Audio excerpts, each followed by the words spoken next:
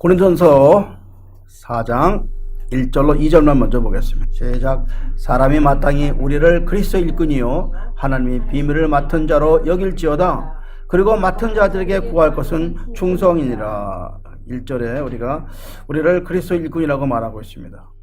일꾼에 해당하는 헬라어는 후페레테스라는 말인데, 원래 이 노예 중에서 가장 천한 배 밑창에서 노젓는 사람을 얘기하는 겁니다.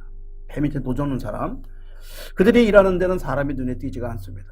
당시에 그 배 밑창에서 노젓는 사람들은, 배 위에 있는 사람들은 전혀 보이지 않는 사람들이죠. 캄캄하고 아무도 인정해주지 않는 곳에서, 어두운 곳에서 은밀하게 봉사하는 사람을 여기서 일꾼이라고 말하고 있습니다. 그러나 이 사람들이 노젓지 않으면 배는 절대로 움직이지 않습니다. 그렇죠? 앞으로 나갈 수가 없습니다. 아무리 훌륭한 선장과 장군이 있어도 이 배를 노를 놓아버리면 그 배는 무용지물이 되는 것입니다. 그래서 배 위의 사람들은 외부의 사람들이 하는 것을 배 밑에서 일하는 사람한테 비천한 사람으로 취급을 했습니다. 그들은 늘 잘했다고 칭찬하기보다는 왜 빨리 노를 짓지 않느냐고 욕설하고 함께 채찍질까지 가는 그런 일이 늘 있었습니다. 근데 바울은 당시 자기를 그리스도의 일꾼이 뭐냐, 나는 배 밑창에서 노를 젓는 사람이다, 이렇게 표현한 겁니다. 그렇게 해석해야 이 말이 드는 겁니다. 나는 당시에 그리스도를 위하여 저 배 낮은 곳에서 노젓 일을 했다, 이렇게 말하는 사람으로, 누가 나를 인정해 주지 않아도 나는 괜찮다, 섭섭하지 않다, 이렇게 주장하는 사람이 바울이었습니다. 너 요 정도밖에 못해 욕을 하고 채찍질 당해도 그저 그는 능력의 한계에서 열심히 사역을 감당했습니다. 그는 자신이 하나님의 비밀을 맡은 자라고 말하고 있습니다. 여러분, 하나님의 비밀이 뭐예요? 하나님의 비밀은 복음으로 인간을 구원하겠다는 그런 계획이 바로 비밀입니다. 우리 인간은 모두가 죄인인데 하나님이 사랑하셔서 그리스도를 통해서 우리 한 사람 한 사람을 구원하시는 그런 축복의 메시지를 지금 오늘 그걸 하나님의 비밀이라고 합니다. 사실 이것보다 더 큰 소식은 없습니다. 여기서 믿는 자란 말은 경영자다, 아니면 경영인이다, 이런 말이 되어 있습니다.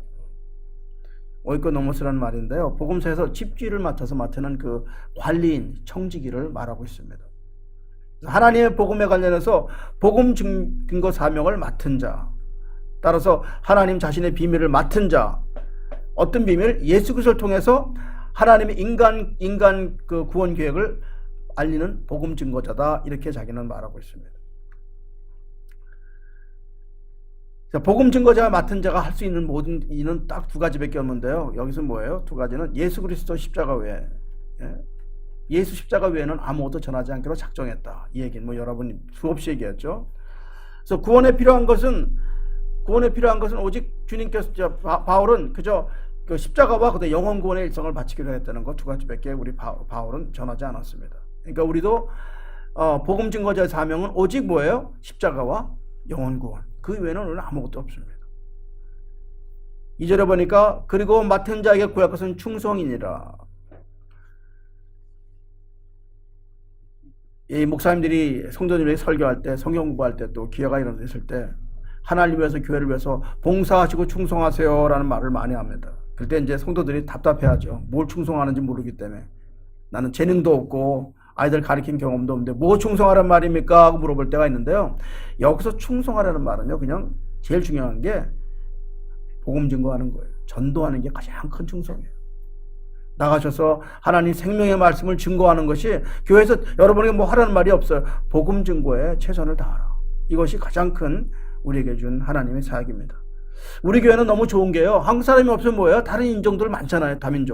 다민족에서 복음을 증거하세요. 우리 교회는 참 좋잖아요. 누구나 데리고 오면 됩니다. 멕시칸도 좋고 뭐 흑인도 좋고 그냥 데려오면 됩니다.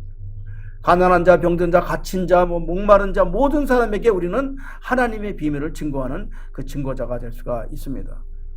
그래서 여기서 보니까 맡은 자는 뜻이 뭐냐? 맡은 자는 원어로 직역하니까 믿을 만한 자다. 믿을 만한 자. 맡은 자는 믿을 만한 자다. 그러니까 어떤 사람에게 일을 맡겼는가? 이 사람의 말을 맡겨놓으면은 이 사람이 믿게끔 일을 한다는 사람이죠. 그러니까 우리가 사람 일을 시켜보면 참 이래저래 잘 빠져나가죠. 배가 아프다, 뭐하다, 변명이 이래서 한 번 사람 하나 시키는 것처럼 힘든 게 없어요, 교회에서. 뭐를 한번 시켜보면요, 갑자기 누가 찾아왔다 해가지고 나중에 이제 세 번째 시켜놓으면 그냥 미안하다는 말도 없이 사라지죠. 되게 교회는요, 전화 안 받는 게 제일 끝이에요. 전화 안 받아. 나중에 뭐 시키면 이제 전화 안 받는 게 교회는 끝이더라고, 되게. 그래서 시킬 수가 없어요. 자발적으로 일해야지 교회는 시킬 수가 없어요. 그래서 사실 여기서 말하는 그 믿는 자, 맡은 자는요, 변명하지 않는 자. 이거를 말하고 있습니다. 변명하지 않는 자. 맡은 자는 매번 변명하지 않는 사람을 주님께서 신뢰하는 사람이라고 말하고 있습니다. 우리 고린도전서 3절, 4장 3절. 시작. 너에게나 다른 세계나 판단하는 것이 내게는 매우 작은 일이라도 나도 나를 판단하지 않느니라. 제가 늘 죄송해요. 왜냐하면 성경 공부를 하다 보면요, 이렇게 빼고 싶은 게 있어요. 근데 강해 설교는 다 해야 돼요. 그래서 이런 거 좀 빼고 싶어요. 나는 비판 이런 거 좀 그만하고 싶은데 이 말씀을 저러면 계속 나오기 때문에 이걸 또 안 하고 전할 수가 없어요. 그래서 여러분, 이거 좀 제가 말씀드리고 갈게요. 자, 어떤 사람들은요, 교인 중에서 나 하나님을 하고 싶은데 사람들이 뭐라고 할까 듣기 싫어서 안 하는 분들이 있어요. 예? 주저하는 분이 욕먹을까 봐. 차라리 일 안 하면 소리 안 듣는데, 그래서 나는 그냥 안 했으면 좋겠다 그러고 뒤로 하는 사람이 있는데, 이게 더 나쁜 짓이에요. 하나님 일을 하면 꼭 욕을 먹게 돼 있어요. 앞에 나가면요, 욕 먹잖아요. 왜요? 사람들이 이렇게 보이니까. 앉아있는 사람은 누가 욕을 해요? 나와 있는 사람이 욕을 먹잖아요. 근데 사실은 욕하는 사람은 그 사람이 잘못된 거고, 욕 먹는 사람이 하나님 상급을 받는 거예요. 예? 그래서 사역하는 사람은 감사로, 욕을 먹어도 감사로 천국의 상급을 기억하시면서 그냥 당하셔도 괜찮습니다. 아멘. 그래서 여러분이 그 재능이 많고 크기가 중요한 것이 아니라 하나님이 여러분에게 허락한 만큼 일하세요. 주신 만큼 일하세요. 고린도전서는 그 서신을 볼 때마다 그가 개척해서 막 정료를 쏟는 교회가 우리 사도 바울을 얼마나 폄하하고 얼마나 그를 비난했는지, 네가 그리스도 사도냐고 물어봤죠. 왜 사도냐고 물어봤어요? 사도는 어떤 게 조건이 사도예요? 사도의 조건은 함께 있었어야 되죠. 그렇죠? 그래서 예수님이 정말로 제자로 삼았어야 되죠. 그게 정말 사도인데 너는 예수님과 같이 없었지 않냐. 그래서 사도의 직분이 없었다면서 그를 증거하는 복음에 대해서 계속 그들을 비난하고 그랬죠. 그리고 두 번째는 그래서 너희 설교는 왜 형편없냐고 많이 조롱을 당했습니다. 왜냐하면 애도 떨어져 죽었잖아요. 그래서 그가 많은 비난을 받음에도 불구하고, 원망을 받음에도 불구하고 그는 능히 그걸 다 담당하고 사역을 했던 것을 여기 보게 됩니다. 우리 4절을 보겠습니다. 고린도전서 4장 4절을 보겠습니다. 시작. 내가 자책할 아무것도 깨달지 못하나 이로 말미암아 의롭다함을 얻지 못하노라. 다만 나를 심판하실 이는 주시니라. 자책할 아무것도 깨달지 못하나, 이거 무슨 말인 것 같아요? 내가 나를 보니까 자책할 것이 하나도 없다? 바울이 나는 흠이 없고 티가 없다? 나는 의로운 사람이다? 그렇게 말한 겁니까? 그거 아닙니다, 여러분. 그렇게 해석하면 이거 바울 굉장히 교만하네. 그게 아니라요, 자기가 허락한 여건 중에서 하나님을 사랑하는 마음으로 복음을 열정 쏟았다는 말을 이렇게 하고 있는 거예요. 그 대신에 나를 심판한 사람은 주지 너희들은 아니다. 그것만 한 거예요. 사실 그렇잖아요, 여러분. 우리는 심판은 주님 위에는 할 사람이 없습니다. 그거 아시죠? 우리는 누구도 서로 심판하거나 판단할 수가 없어요. 오직 심판하신 분은 하나님 한 분이십니다.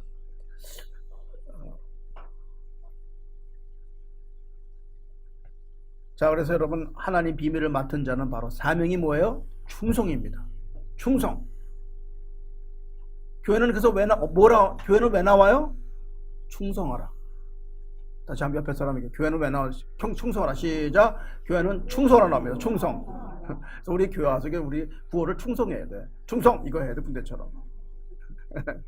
사실 한국 교회, 많은 교회는 회의하라 나오죠. 회의.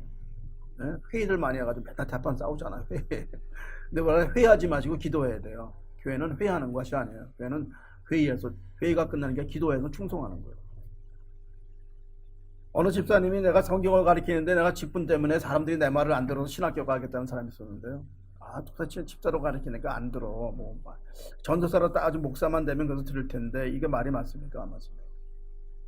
안 맞죠? 직분이 있어도 되는 게 아니라, 자기를 인정하지 않았기 때문에 하나님 주님의 일꾼이 아니라 그 사람의 충성됨이 약해서 그래요.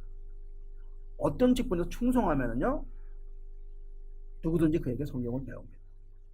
우리 중국교회 성도가 지금 1년 교회 나온 다음에 지금 성경 가르치잖아요. 지금 얼마나 잘 가르칩니까 지금. 우리는 모두가 직분이 아니라 우리가 다 모두 죄인이고, 목사나 전사나 집사 다 죄인입니다. 어차피 죄인들인데 중요한 것은 뭐냐? 내가 하나님 얼마큼 충성하느냐. 이게 가장 중요한 거죠. 중요한 거는 신분과 직분이 아니라 내 안에 그리스도가 존재하느냐 존재하지 않느냐, 그것이 가장 중요합니다. 직분은 주님의 신실한 도구가 아니면, 오늘 일꾼에 대한 얘기를 하고 있습니다. 일꾼은 누구냐? 내 안에 생명이 있느냐 없느냐. 스데반 집사도 빌립도 다 집사였어요. 근데 그들이 얼마나 큰일 했습니까? 하나님의 일꾼, 그리스도 일꾼은요, 주님의 시절로 경험하느냐 경험하지 못했냐, 직분과 아무 상관없이 쓰임을 받고 있습니다. 그래서 오늘 그리스도 일꾼은 뭐냐? 생명받아서, 생명받은 자는 뭐냐? 충성하는 자. 생명받으면 충성하게 되어 있습니다. 믿습니까 여러분? 네. 그럼 충성이란 뭐예요? 충성을 또 알아야 하니까 충성을 하죠. 충성은 주님의 음성을 들으면 행하는 자예요. 재밌는 건요, 주님의 음성을 듣지 않는 자에겐 주님이 말씀하지 않습니다. 다시 들어요. 주님의 음성을 듣지 않는 사람은 주님이 말씀하지 않는다는 거예요. 그리고 그 사람은 일시키지 않습니다, 여러분. 음성 듣는 것도, 내가 순종하는 것도 다 나에게 달려 있습니다. 주님은 이 시간에 종들을 통해서 말씀하는 겁니다. 그리스도 일꾼들에게 네가 말씀을 듣고 순종하고 네가 외면하고 네가 순종하는 것 다 너에게 달려있다. 누구에게? 너에게 달렸는데 바로 생명받은 사람에게 달려있습니다. 여러분 혹시 한국에 나가서 기억나세요? 이거 추운 겨울에 조그만 식당 가다가 이렇게 나올 때 문 조금 열어놓고 나가면 찬바람이 확 들어가잖아요. 거기 앉아있는 사람이 그냥 그 주인은 말씀와서 왔다 갔다 할 때 그 찬바람 있는 사람들 밥 먹을 때 추워서 이렇게 떨잖아요. 그렇죠? 기억나십니까? 그때 나가다 한참 가다가 저 사람 추울 것 같은데 돌아가서 문 닫는 거 있죠? 그게 충성이에요. 그게 충성이에요. 아무 큰 거 얘기하는 거 아니에요. 여러분 보고서 선교사 가서 뭐 나가라 이런 게 아니라, 내가 교회 어떤 사람을 조금 배려, 그게 충성이에요. 주님이 어떤 것을 원하시는가, 돌아가서 문 닫는 그 마음, 그 마음이 충성이에요. 그 평안한 마음, 찬바람으로 우리 교인들을 돌봐주겠다, 이것이 충성이에요. 그러니까 뭐예요? 깨달음이에요. 돌아가서 깨달은 거, 이걸 충성이라고 그래요. 그러니까 무슨 충성 그러면 너무 크게 생각하지 마시고 느껴서 순종하는 것을 충성이라고 합니다. 그러니까 큰 걸 요구하는 것이 아니라 작은 일에 최선을 다하는 것이 충성입니다. 그래서 보면은 저 커피잔 닦으시는 분, 이렇게 하나 준비해 주시는 분, 얼마나 고마워. 종이컵을 갖다 주시는 분, 찬양대에 들어가시는 분, 각종 악기를 찬양 드리는 사람들, 성가대로 하시는 분들, 매주 음식 준비하는 분, 교회바닥 청소, 모든 사람들이 다 충성하는 사람들이에요. 우리 교회에 충성하는 사람이 참으로 많습니다. 난 사실 누구한테 의자 날라라 이런 걸 해본 적이 거의 없어요. 다들 충성하는 사람들이 많이 있습니다. 근데 이 충성이요, 행할 때 정말 마음이 기쁨이 충만합니다. 바쁘게 충성하고 봉사하고 헌신하는 사람에게는 정말 뭐가 하나 오냐면요, 축복이 옵니다. 축복이 와요. 그리고 그 축복 중에서 가장 큰 축복이 뭐냐면요, 너무 봉사하고 헌신하면요, 절망한 시간이 없어요. 슬퍼할 겨를이 없는 게 축복인 것 같아요.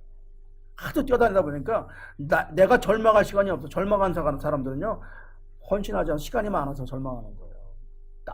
달려보세요. 그냥 달리고 뭐 이것저것 하루 종일 가스마일을 지금 한 달에 4,000마일 쪄보세요. 그러면 정말 절망할 시간이 없습니다. 근데 좋은 것도 하나, 헌신하니까 건강까지 더 물어주시더라고요. 그래서 바쁜 꿀벌들은 슬퍼할 시간이 없습니다. 다시 말해서 여러분 자꾸 헌신하고 봉사를 막 하는 분은 사탄이 기회를 주지 않아. 우리에게 틈탈 기회가 없어요. 사탄은 언제 오냐? 혼자 조용히 집에 있을 때, 많이 쉴 때, 생각 많아질 때, 그때 사탄이 오는 거예요. 바쁘면 사탄이 오지 않습니다, 여러분. 그러니까 사탄의 특징이 뭐예요? 한가한 영혼들을 찾아다닙니다. 그래서 뭐예요? 막 절망을 주고, 너 왜 그렇게 살아? 어떤 사람은 어저께 벌써 자살 5번 했더라고요. 5번. 저 사람들은 다 좋아 보이나 자기는 꼭 죽어야 된다고 생각하는 사람이었어요. 열심히 일하고 돌아와서 교회 와서 청소하고 주보 만들고 찬양 연습, 커피 끓이고, 아니 바쁘게 한번 만들어 보세요. 자기를 충성된 사람이 한번 돼보세요. 근데 이상하게 뭐가 돼요? 그 사람은 축복의 반열에 들어가 앉아 있더라고요. 삶이 풀리기 시작하는 거예요. 인생이. 여러분, 내가 충성된 조인가 또 이 시간도 너무 분석하지 마세요. 내가 뭐 하지 하지 마세요. 그냥 가서 열려있는 문만 잘 닫아주시면 돼요. 찬바람 들어오는 문만 닫아주면 돼요. 너무 큰 일을 생각하려고 하지 마시고 그죠? 찬바람 들어오는 문을 닫아준다. 뭐예요? 작은 일에 한번 생각해 보세요. 작은 일에 최선을 다하시면은 천국의 삶을 누릴 수가 있습니다. 여러분, 개를 만들었으면 하나님은 그 속에 뭘 집어넣었을까요? 그 모양에 개의 영을 집어넣었죠. 그렇죠? 개의 혼을 집어넣었죠. 영이 없으니까. 개를 만들었고 원숭이를 집어넣으면 어떻게 됩니까? 개가 나무 올라가려고 기써가지고 개가 안 되죠. 그렇죠? 그렇지 않아요. 하나님이 우리를 하나님 형상으로 만들었으니까 여기 개 집어넣으면 안 되죠. 아니, 원숭이 집어넣어도 안 되잖아요. 뭐가 들어가야 돼? 꼭 하나님의 영이 들어가야 돼. 그래서 하나님을 닮아지면 뭐예요? 꼭 그분의 목적을 위해서 사용하는 거죠. 천국은 하나님의 영이 들어간 사람이 하나님의 영을 담아가지고 하나님이 이런 사람이 가는 거예요. 이 안에 하나님의 영이 성령이 계셔서 나중에 이 육은 다 닳아서 없어져가지고 그 영을 데리고 가는 게 천국 가는 거예요. 개혼으로 가는 게 아니라 원숭이 혼으로 가는 게 아니라 하나님의 영을 가졌기 때문에 그분의 육이 다 끝나서 육신의 장막이 끝나서 그 영을 올라가는 게 천국 가는 거거든요. 그래서 하나님께서 원하시는 게 뭐냐? 하나님의 영이 우리 인간에 들어와서 그분이 원하는 일을 하기를 원하시는 거예요. 이 육신을 가지고 하나님의 의의 도구를 쓰기를 원하시는 거예요. 그래서 하나님의 목적은요, 인간에게 생명나무를 먹는 것이에요. 생명나무가 뭐예요? 생명나무는 바로 우리 주 예수 그리스도입니다. 우리 시편 36편 8절로 9절 한번 보겠습니다. 시편 36편 8절로 9절 같이 읽겠습니다. 시작. 그들이 주의 집에 있는 살찐 것으로 풍족할 것이라. 주께서 주의 복락의 강물을 마시게 하시이다. 진실로 생명의 원천이 주께 있사오니 주의 비단에서 우리가 빛을 보리이다. 생명의 원천이 주께 있는데요, 주의 빛이 나의 빛이 되는 것이 하나님의 소원입니다. 하나님은 인간을 창조하시고 하나님은 주님의 빛을 우리 안에 넣기를 그게 갈망하십니다. 그것이 하나님의 소원이시고, 그리고 그것을 해서 뭐냐? 우리에게 내가 온 것은 양으로 생명을 주기 위해서, 그래서 더 풍성히 얻기 위해서 주님께서 이 땅에 오셨습니다. 결과적으로 주님 오신 이유는 나의 생명을 줘서 모든 삶에서 풍성을 주기 위해서 오신 분이죠. 얼마나 좋으신 분이에요. 그래서 우리는 생명나무가 하나님의 자신임을 알고 그 생명의 비밀에 늘 우리는 그 인생의 모든 것을 그 생명의 비밀을 느끼고 생명나무가 누구인지를 봐야 되는데요. 하나님 자신이 제가 그림을 그려서 보여준 나무가 생명나무예요. 하나님 자신을 그림으로 보여서 이렇게 보여준 것이 생명나무라니까요. 그러니까 하나님이 그 나무를 우리 인간이 먹기를 원하시는 거예요. 그 생명나무가 바로 예수님이시죠. 그래서 이 말씀은 우리가 주님을 영접해서 우리 모두가 생명나무가 내 안에 들어와서 그가 우리를 구속하시고 우리가 그 안에 자녀가 되는 것을 그는 원하십니다. 요한복음 1장 4절 그냥 찾지 마세요. 그 안에 생명이 있으니 그 생명은 사람들의 빛이라. 그래서 기독교 핵심은요, 생명이 내 안에 들어오고 빛이 내 안에 들어오는 것이죠. 하나님께서 세상을 극도로 사랑하셨습니다. 우주에 창조하신 수백 개의 그 별이 있는데요, 가장 소중한 게 뭔지 아십니까? 인간이 하나님께서 가장 소중하게 많은 창조물, 수백 개 수천 개 창조물을 만들었는데 그 중에서 가장 소중히 여긴 게 인간입니다. 왜냐하면 하나님 형상으로 만들어 놨기 때문에, 하나님이 창조하셨기 때문에 오직 인간만이 그 그릇 속에 하나님을 담을 수가 있습니다. 사람의 내면에 무엇을 넣기를 원하냐? 우리들은 인간을 만들어 놓은 사람들은 무엇을 넣기 원해요? 돈, 출세, 애인 이런 거 세상 거를 넣기를 원하잖아요. 그게 들어오면 우리 얼마나 좋아요? 감정으로 얼마나 좋아하는지 몰라요. 하루 종일 그것 때문에 너무 기뻐하는데 하나님은 그거보다 더 좋은 자기가 들어가기를 원해요. 우리 안에. 하나님은 내가 너희 안에 들어가서 너와 함께 사랑을 느끼는 것을 아직 견딜 수 없이 그리워하시는 분이 하나님이죠. 그러니까 우리가 어린 시절에 애인 사랑하는 것 몇천 배 명확하게 주님은 우리를 그렇게 사랑하시고 우리 안에 거하시길 원하십니다. 그리고 주님께서는 자기 유익을 굳이 아니하시고 그 희생적인 사랑으로 우리를 계속 사랑해 주길 원하세요. 그래서 여러분, 만약에 그 사랑을 우리가 거절하면요, 우리 인생은 그 사랑을 받지 못해서 죄와 범죄 속에서 좌절하고 맙니다. 그 사랑이 있어야지 우리는 승리할 수가 있어요. 그 사랑이 없으면 우리는 아무리 부단히 노력해도 우리는 죄와 범죄 속에서 쓰러지게 되어 있습니다. 다시 말씀드려서 개는 아무리 선해도 개는 개입니다. 개가 아무리 바른 행동을 하고 개가 무슨 주인 말을 잘 들어도 그는 개는 개예요. 개를 아무리 깨끗이 닦아도 그는 개는 개잖아요. 개의 본성은 안 바뀌잖아요. 그죠? 이게 뭐예요? 우리가 하나님이 영이 없이 아무리 닦아도 닦아지지가 않는 거예요. 우리 본성은 개이기 때문에 그래요. 짐승이기 때문에. 그래서 뭐예요? 우리 하나님께서 고린도전서는 뭐냐? 죄인들은 반드시 생명을 받으라는 거예요. 하나님의 영이 내 안에 들어와서 생명을 받아서 그 생명이 들어오지 않고는 너희들은 절대로 변하지 않는다. 이렇게 말씀하고 있습니다. 우리 안에는 4가지 거머리가 들어있습니다. 거머리. 이 말이 거머리. 첫 번째 제일 큰 거머리가 탐심이라고 해요. 탐심. 탐심은요, 나이가 먹으면 없어지는 게 아니라 나이가 먹어도 어려도 모두가 다 탐심은 갖고 있습니다. 사람들은 다 이 탐심 때문에 얼마나 오랫동안 싸우는지 몰라요. 인간은요, 누구도 인간의 욕망을 채우는 사람이 없습니다. 투베드룸 살면 쓰리베드룸 가고 싶고, 쓰리베드룸 살면 원베드룸 하우스로 가고 싶고, 하우스 가면 큰 별장에 가고 싶고. 나는 이번에 그 방이 한 30개 되는 집 한번 가본 적이 있거든요. 신방 갔다가 실내 수영장이 있는데 난 그렇게 아름다운 수영장 내 생에 처음 봤어요. 수영장 안에 사우나가 2개가 있어요. 드라이 사우나, 아니면 스팀 사우나. 거기서 화면이 6개가 있어요. TV 화면이 큰 게. 음악이 나오는데 거기다 야자수 해놔서 하와이 야자수 안에다가. 근데 그분 방에 뭐가 있냐? 방에요. 모니터가 있어요. 난 텔레비 보는 게 아니라 모니터. 왜냐면 집에 하도 도둑이 어디서 올지 모르는데. 그래가지고 그걸 보고 있었는데 밤에. 그 화면에 여기 어디 있고마다 사람이 들어오는 걸 봐야 되는데 밤에. 그래서 내가 지옥이다 여기. 두 번째는 정욕입니다, 여러분. 인생 살아가면서 이 젊은이들이 정욕 때문에 얼마나 많이 쓰러지는지 몰라. 정욕이 넘쳐서 범죄하는 세상이 범죄가 너무나 많습니다, 여러분. 여러분 중요한 건요. 세상 음식은 다 정욕제예요, 여러분. 정욕 넘치게 만들어. 그래서 우리는 꼭 하나님의 영의 만나를 먹어야지 살아갈 수가 있어요. 이 정욕을 죽이는 건 만나 이외에는 없습니다. 그래서 아침마다 만나를 먹어야 돼요. 그게 새벽기도예요.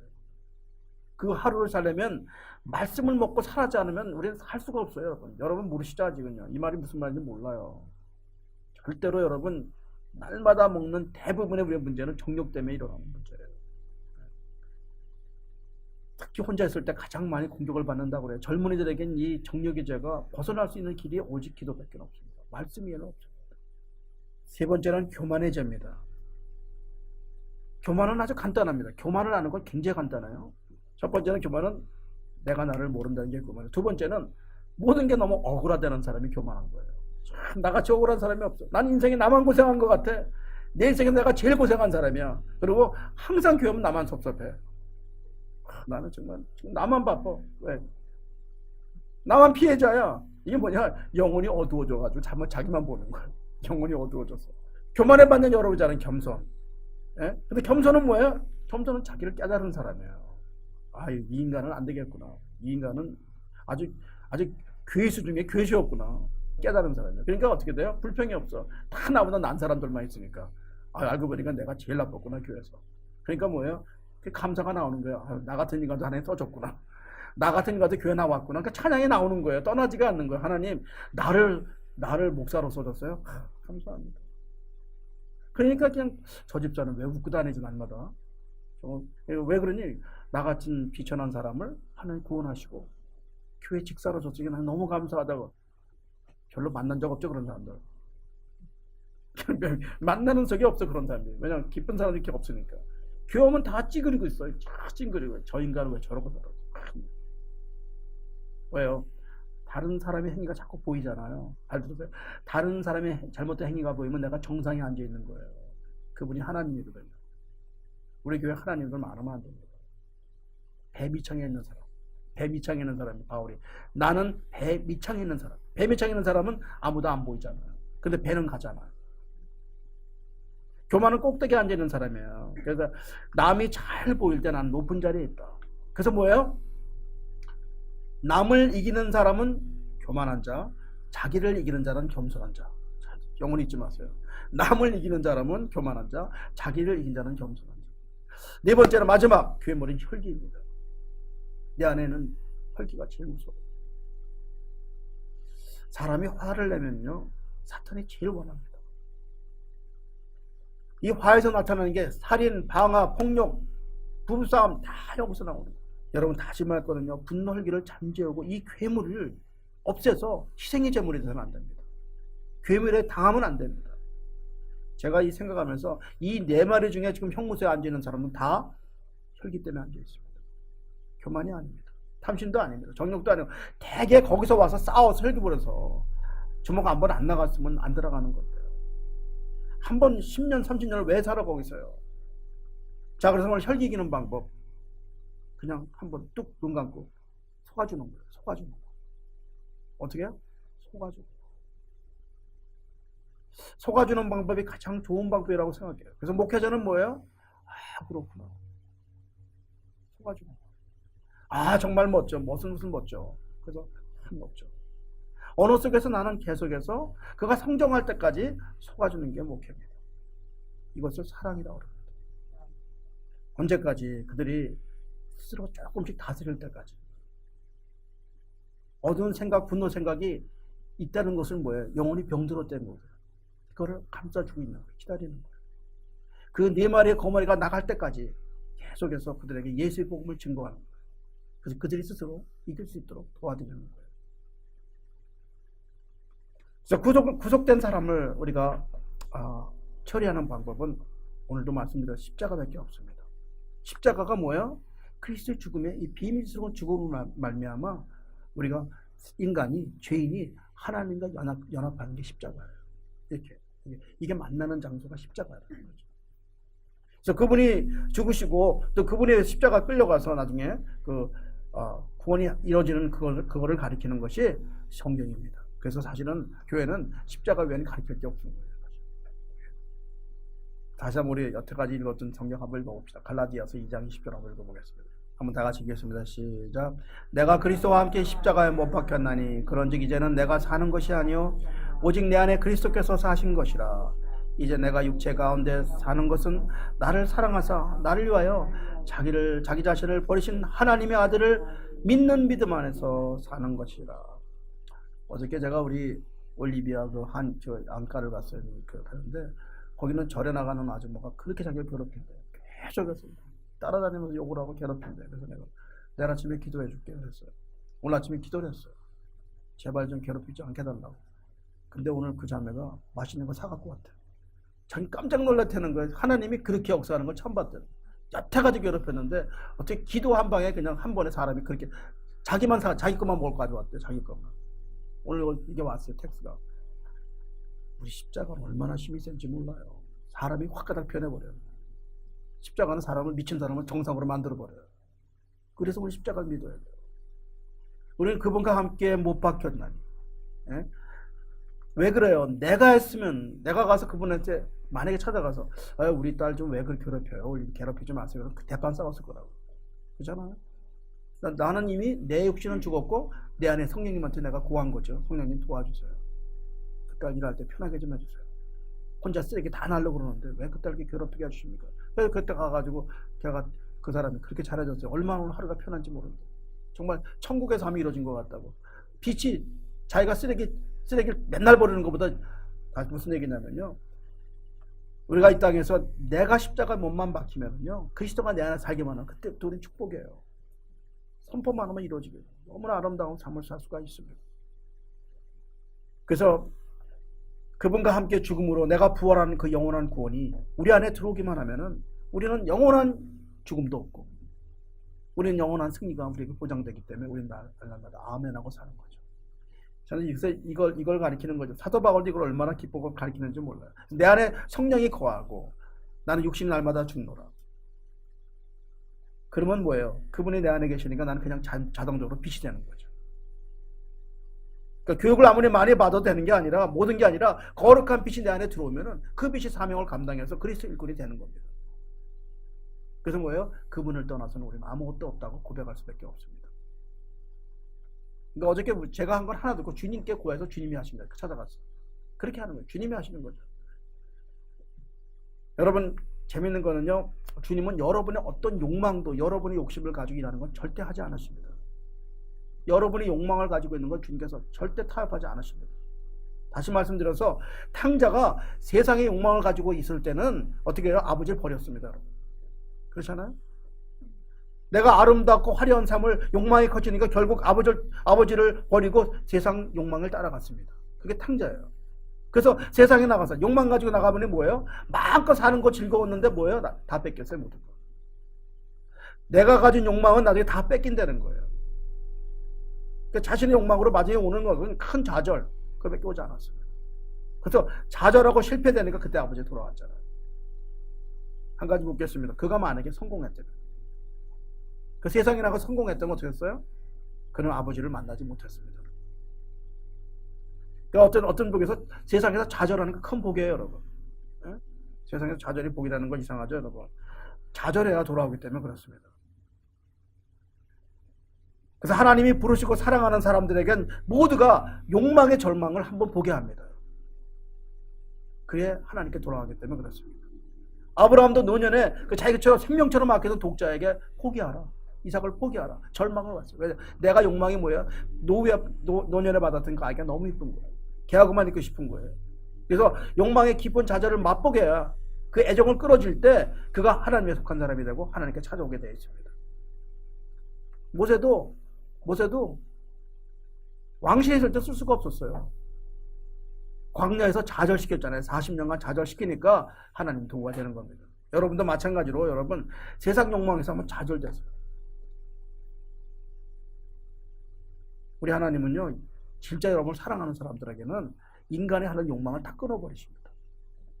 길이 막힙니다. 인간의 욕망으로 하는 모든 것을 자꾸 끊어버려요.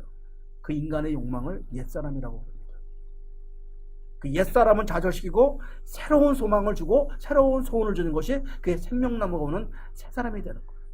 그 사람을 가지고 하나님이 일하시기를 원하십니다. 그럴 때 영혼이 눈이 열리고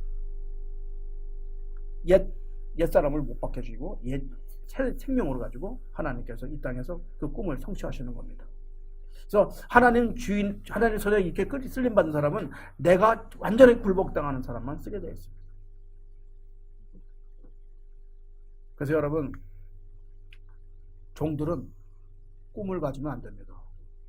이거 저 목사님 무슨 얘기하는 거예요? 종들은 인간 꿈 가지면 안 돼요. 종은 하나님의 종이기 때문에 하나님의 꿈을 가져야 돼요. 인간의 꿈은 하나님이 안 받아요. 여러분이 꿈 가지고 있는 거 지금 다 포기하세요. 절망하세요. 그 꿈 가지고. 아멘. 네. 우리는 하나님의 종이지 내 마음대로 사는 사람이 아니에요. 그래서 주님께서 너희 꿈이 뭐냐? 그러면 뭐 어떻게 대답해요? 하나님의 꿈이네. 내가 여기 있사오니 나를 보내소서. 그게 꿈이에요. 내가 여기 있사오니 나를 보내소서, 나를 사용하소서. 이게 꿈이 있는 거예요. 사실은요. 사도 바울은 자기를 종이라고 그랬어요. 그래서 일꾼이라고 그랬어요. 비밀을 지킨 자라고 그랬어요. 그래서 뭐예요? 죄종은, 사명은, 맡은 자는 충성이에요. 나에게는 아무런 꿈이 없는 거예요. 아셨죠? 충성은. 청지기는 나의 꿈이 없는 거예요. 우리 한번 성경을 좀 보겠습니다. 누가복음 12장 41절 44절 보겠습니다. 시작. 주께서 이르시되 지혜 있고 진실한 청지기가 되어 주인에게 그 집 종들을 맡을 때를 따라 양식을 나눠 줄 자가 누구냐? 주인이 이를 때 그 종이 그렇게 하는 것을 보면 그 종은 복이 있으리로다. 내가 참으로 너에게 이르노니 주인이 그 모든 소유를 그에게 맡기리라. 예, 아셨죠, 여러분? 우리가 그 종이 그 종에게 나중에는 끝내 그 모든 소유를 그에게 맡기리라. 때를 따라 양식을 나눌 자가 누구냐? 바로 하나님 비밀을 맡은 자들이거든요. 그 사람들에게 뭐예요? 사실은 그 사람이 이 땅에서 큰 축복을 받는 사람들. 나는 여러분, 저들에게 만약에 성경을 배우면요, 직장에서 옆에서 동생이라도 하나 불러갖고 저녁에 한 일주일에 한 번씩 성경 공부를 좀 가르치세요. 그렇게 해보세요. 근데 이상하게 여러분에게 하나님께 모든 소유를 다 맡겨주십니다.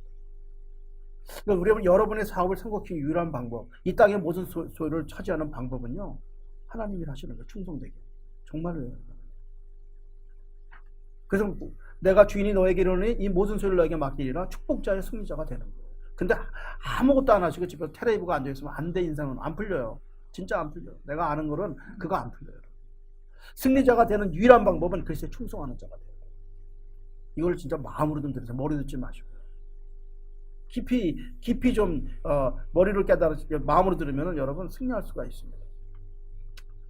자, 우리 다시 고린도전서 오늘 공부 들어간 4장 3절로 5절까지 보겠습니다. 시작. 너에게나 다른 사람에게나 판단받는 것이 내게는 매우 작은 일이라도 나도 나를 판단하지 않으냐노라. 내가 자책할 아무것도 깨달지 못하나 이런 말미암아 의롭다함을 얻지 못하노라. 다만 나를 판단하시는 주시라. 그러므로 때가 이르기 전 곧 주께서 오시기까지 아무것도 판단하지 말라.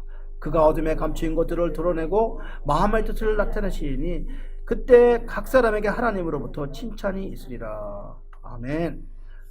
주님은 판단하지 말라고 그랬고요. 이건 계속 똑같은 말씀인데 우리가 그 판단하면요 광야 생활이 길어집니다. 많은 사람들이 광야에 죽었던 이유는 자기 혈기 때문에 죽었습니다. 자기가 불평하고 판단하기 때문에 죽었기 때문에 털깎기 때는 가만히 있는 게 제일 좋습니다. 그러니까 충성된 사람은 늘 묵묵히 교회에서 말없이 일하는 사람인데 이런 사람들이 교회의 샘플이 되고 이런 사람들이 나중에 큰 축복을 받는 것을 저는 수없이 보았습니다.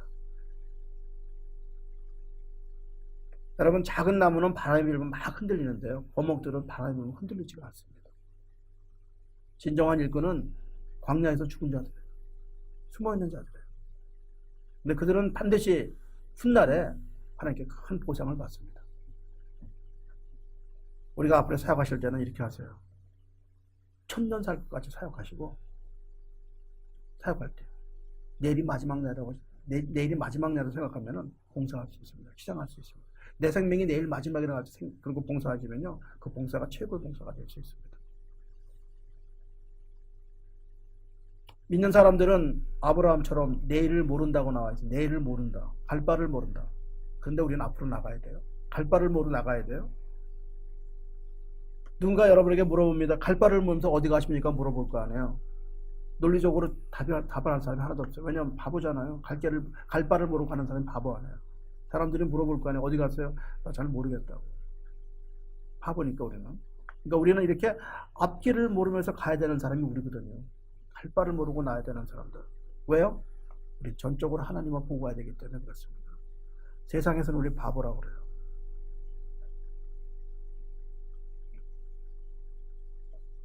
세상 사람들 우리를 전혀 이해하지 못합니다. 우리 히브리서 11장 8절 한번 보겠습니다. 다 찾아보세요. 히브리서 11장 8절. 시작. 믿음으로 아브라함은 부르심을 받았을 때 순종하여 장래 유업으로 받을 땅에 나아갈새 갈 바를 알지 못하고 나아갔으며. 제가 내가 말씀드렸어요. 우리 갈 길을 몰라요. 뭘 할지 몰라요. 무엇이 나올지도 모르고 우리는 어떻게 해야 돼요? 가니까 홍해 나와요. 가니까 홍해 나와. 산도 나와. 길이 막혔어. 그러나 우리는 하나님을 신뢰하고 앞으로만 나가면 됩니다.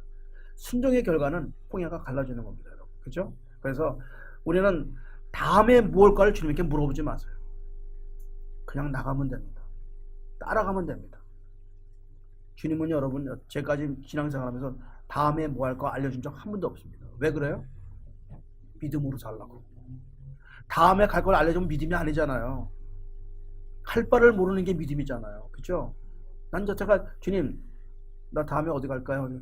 우리 교회 얼마나 커질까? 하나도 알려준 적이 없어. 그냥 모르는 거예요. 새벽 나가서 기도하고 따라오는 거예요.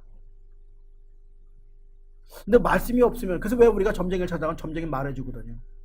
정확히 말해주거든요. 올 4월에 가면 목자 가진 사람 만나게 되면 조심해라. 7월 달에 금자 가진 사람, 셋자 들어가면 만나지 마라. 다 알려주기 때문에 참 좋은데 우리 하나님은 절대로 금자 가진 사람 만나지 말란 말 한 적이 없어. 믿음으로 살라고 합니다. 믿음으로. 믿음으로 살리라. 믿음으로 살리라. 그러니까 어떻게 돼요? 믿음 없는 사람은 걱정이 오는 거예요. 안 보이니까. 근데 이상하게요. 안 보이는 길을 갔는데 돌아보니까 다 하나님이 인도하셨어. 안 보이는 길이라고 갔는데 보니까 길이 막혀있는 거 홍해가 와서 내가 죽는 줄 알았더니 돌아보니까 다 하나님께서 인도해 주셨더라고. 눈을 열어보니까. 그래서 뭐라고 그래요? 베드로가 예수님, 지금 어디로 가시나 하니까 그랬더니 야, 너 지금 따라오면 안 돼. 지금 따라올 때가 아니야. 베드로가 물어봤어요. 주여, 어디로 가시나 하니까 그러니까 내가 가는 것은 네가 지금 따라올 때가 안 된다. 후에 따라오라. 후에. 무슨 말씀이야? 너는 아직 나를 따라올 만큼 영성이 커지 않았어. 너는 아직 네 자신의 뜻을 굽히지 않고 너는 조금씩 나 부인할 사람이야. 그래서 너는 아직 오면 안 돼. 너 조금씩 나 부인할걸? 나 부인 안 해요. 그때는 따라갈 수가 없어요. 하나님, 예수님. 닭을 3번 울고 나서 크게 후회하고 난 다음에 그때 뭐예요? 그가 마음을 찢었어요. 마음을 찢으니까 그때 예수님이 실제가 보이기 시작하면서 뭐라고 그래요? 뭐라고 그래요? 나를 떠나소서. 그걸 내적 순교라고 그래요. 내적 순교가 없는 사람은 주님 못 만난 사람이에요. 사실은. 저는 이렇게 생각해요. 평온한 바다에 참 인생 좋지요. 평온한 바다요. 신앙생활 사실 힘들어요, 여러분. 신앙생활 철저하려면 힘들어요, 사실은요. 많은 희생이 있어야 돼요. 많은 고난이 있어야 돼요. 평온한 바다에는 배가 있으면 편안합니다. 근데 그 배가 안 갑니다. 배는 폭풍이 불어야지 빨리 갑니다. 속력이 나고. 바람 타고 가야지 빨리빨리 가는 거잖아요. 안주하고 사람은 가지 않습니다. 영혼이 자라지가 않습니다. 그러나 폭풍 속에서 힘이 있어도 향해하고 나가는 배는 갈 수가 있어요. 영혼이 성장합니다. 안주하지 마세요. 전진하셔야 됩니다. 베드로가 나중에 두 번째는 불렀어요. 두 번째 불렀어요. 그때는 옷을 걸쳐 입고 발 안에 뛰어들어가서 주님을 따라가게 되었습니다. 첫 번째 부르면은 우리는 모두 인간들은 다 불순종합니다. 나를 따르라면 다. 너 지금 성경갈래? 성경가겠다는 한 사람도 없습니다. 나중에 나이 먹고 좀 가볼까 하면 갈까요? 성경을 갔으면 미안합니다만 이렇게 비교할 게 없어서. 믿는 사람들은 사실은 하나님 말씀을 경청해야 됩니다. 그럼에도 불구하고 우리 사람들은 세상 소리를 더 귀를 기울입니다. 사실 말씀을 잡고 살면요, 말씀의 능력이 있거든요. 그래서 놀라운 축복이 그 말씀 속에 있거든요. 그 말씀만 순종하면은 우리는 승리할 수가 있어요. 반대로 말씀드리면 주님의 말씀을 버리면 축복은 떠나가요. 우리가 말씀을 붙잡으면 주님도 우리를 붙잡아 주세요. 그러나 우리가 말씀을 버리면 주님도 우리를 버리세요. 그러므로 우리는 뭐예요? 먼저 주님을 잡아야 되는 거예요. 주님을 내가 잡는다는 걸 잊어서는 안 돼요. 먼저 잡아야 되는 거예요. 이게 믿는 자의 힘이에요. 그래서 말씀에 믿고 말씀을 따라가 순종하면 반드시 성공합니다. 우리가 불순종하는 이유는 뭐예요? 먼저 나한테 내 욕구를 채워달라는 거예요. 그건 안 됩니다. 하나님 그렇게, 여태까지 하나님 그렇게 한 적이 없어요. 너희는 먼저 그의 나라와 의를 구해라. 먼저. 하나님은 우리에게 요구하시는, 내가 축복을 받기 위해서 네가 먼저 나한테 다가와야 돼요. 이게 두 번째 사례예요. 베드로가 그때 어떻게 해요? 베드로가 누가복음 5장 8절에 뭐라고 나왔냐면 예수님 앞에 무릎 꿇어서 주여 나를 떠나소서 나는 죄인입니다. 끝난 거예요. 내적 순종한 거예요. 나는 죄인입니다. 그때 그는 자기가 경험하고 죄인을 깨닫게 되니까 아는 게 아니라 깨달아야 되는 거예요. 첫 번째 알았잖아요. 이제 깨달을 때라는 거예요. 깨달으니까 어떻게 돼요? 제자가 되는 거예요.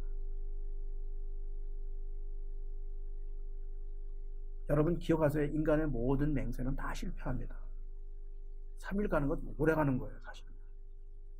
왜냐하면 우리는 그 맹세를 수용할 능력이 내 안에 없기 때문에 그렇습니다. 내가 뭐 해야지. 그러니까 예수님은 그걸 알았던 거죠. 우리 교인들이 목사님 노후에 찾아갈게요. 그럼 내가 죄송하지만 안 믿는 게 아니라 할 수가 없는 거기 때문에 내가 그래. 노후에 집사 준다는 사람도 있어. 얼마나 감사한지 몰라. 그게 안 되는 거거든요. 왜냐 우리 인간은 그거 할 능력이 없기 때문에 오직 예수님 한 번만 할 수 있는 거예요. 그러니까 인간이 할 때는 고마워 해주는 거죠. 왜냐하면 안 되는 거예요. 예수님이 어때? 베드로가 나는 다 부인해. 나는 안 부인해요. 그래서 예수님이 뭐라 그래요? 부인할 거 알잖아요. 우리 인간은요, 내가 한다는 말을 여러분 책임질 수가 없어요. 내 맹세, 내 결심은 절대 실패합니다, 여러분. 그거 믿지 마세요. 사람 믿고 하다가 반드시 실패합니다. 꼭 하나님 믿고 하셔야 돼요. 하나님 이외에는 절대로 수용할 능력이 인간은 없습니다, 여러분. 세상 사람과 동업하지 마세요. 꼭 실패합니다. 그 사람 다 사기치려고 그런 게 아니라 그 사람이 수용할 능력이 없어요. 근데 그걸 저 사람이 사기쳤다고 그러는 건 사기친 게 아니라 그 사람이 정직한 맹세를 지킬 수가 없어요. 인간은. 절대 안 됩니다. 생각은 다 쉬운데요. 생각이 실제가 되지가 않습니다.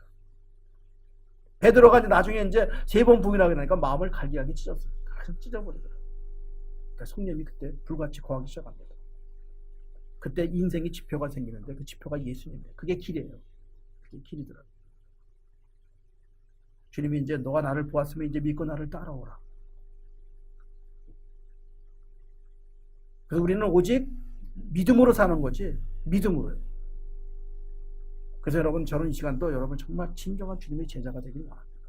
주님은요 꼭 제자한테만 얘기하세요. 성경을 보세요. 제자한테만 얘기하셔서 제자는 뭐야 그러면요? 제자는 어떤 선한 일을 하는 게 아니에요 여러분. 잘 들어요.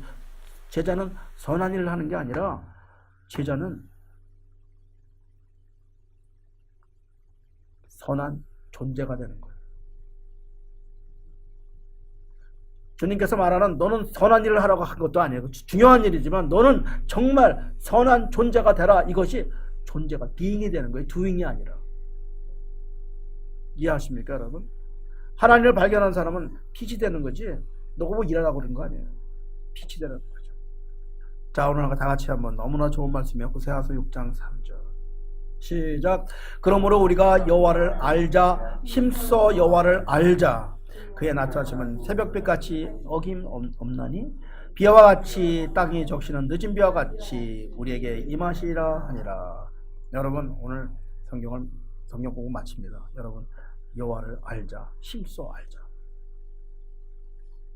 이때 우리는 진정한 주님의 제자가 되고요. 저는 오늘 생각해 봤어요. 정말 교인이 1000명 되면 제자를 만들 수가 있을까? 못 만들 것 같아요.